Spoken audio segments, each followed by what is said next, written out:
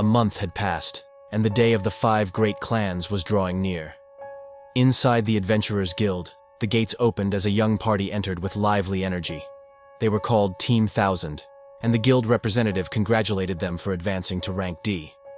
Their leader, Thousand Roland, was overjoyed to hear this, though one of his companions quietly scolded him, whispering that their achievement was not his effort alone. The party members introduced themselves.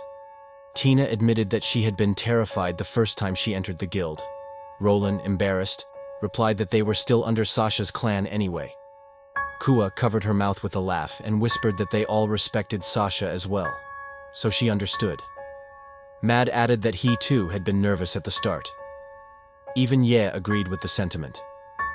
Roland, however, puffed up his chest and declared proudly that it was only a matter of time before their team reached S rank. Kua playfully slapped his back and asked what nonsense he was spouting, and soon the team broke into laughter. At that very moment, the guild doors opened again. A legendary adventurer had returned, the strongest in the world, none other than Heiss. The guild staff thanked him for completing a dangerous quest. Roland, curious, turned to look but immediately shrank back in fear when he met Heiss's cold gaze. Heiss returned equipment recovered from a goblin cave and asked for it to be restored to its rightful owners. The guild staff tried to insist that such treasures now belonged to him, but Heiss rejected them bluntly, saying he had no need for them.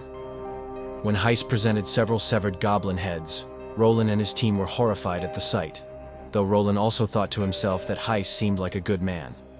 The guildmaster appeared and loudly announced that the royal family had summoned all S-rank adventurers, and that Heiss too must attend. Heiss thanked him, left the materials behind for processing, and departed. Team 1000 trembled at the sight of him, though Tina whispered in awe about how cool he looked. Soon after, in the Grand Council chamber, the royal family gathered with the S-rank adventurers and the masters of the great clans. Present were Johanthan, the barbarian clan master; Mamacha, the famed warrior known as the Fighting Mother; Chaos, the Judgment clan master, as well as Sasha and Heiss. The king explained the crisis. B-class monsters were multiplying explosively near a high-level dungeon close to the capital, one Heiss himself had previously investigated. Countless people had already gone missing, and evidence suggested signs of an impending stampede. The hall fell silent at the word.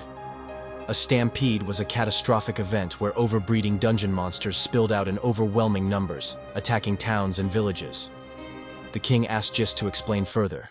Gist rose and described how monsters had begun appearing on floors far earlier than intended.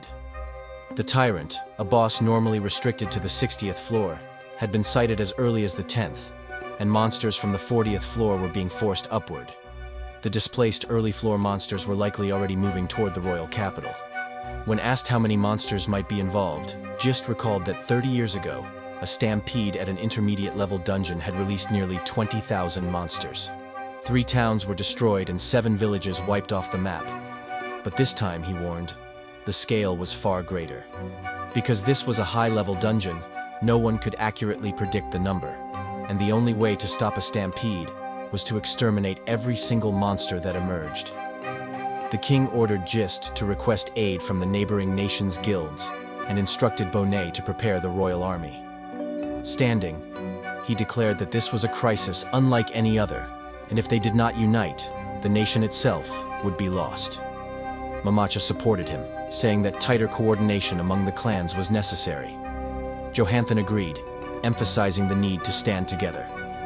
Sasha hesitated, then asked whether it might be possible to dive directly to the lowest floor and defeat the boss before the stampede began. Chaos immediately dismissed the idea as impossible.